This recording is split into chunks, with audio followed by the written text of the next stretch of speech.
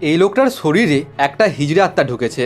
এরপর তার পরিবার তাকে মসজিদে বাবার কাছে নিয়ে যায়। বাবা সেই আত্মাকে প্রশ্ন করলে সে বলে কামাসুর একটি কীটের রূপ ধরে রাবণের শরীরে ঢুকে যায়, যার কারণে রাবণের মনে কামবাসনা জেগে যায়। এই কামবাসনার কারণে রাবণ তপস্যা করতে থাকা বেদবতীকে দেখতে যায়। যখন সে বেদবতীর কাছে যায় তখন আগুন জ্বলে ওঠে। রাবণ তার সব শক্তি দিয়ে মাটিতে পা রাখে এবং আগুন নিভিয়ে দেয়। এরপর সে বেদবতীর কাছে গিয়ে তার চুল ধরে টানতে থাকে, কারণ রাবণ বেদবতীর সঙ্গে কামবাসনা করতে চায়। এই দেখে বেদবতী ক্রোধে ফেটে পড়ে। তারপর সে তার নিজের চুল জ্বালিয়ে দেয় এবং রাবণকে অভিশাপ দেয় যে আমি পরের জন্মে সীতা হয়ে তোর মৃত্যুর কারণ হব।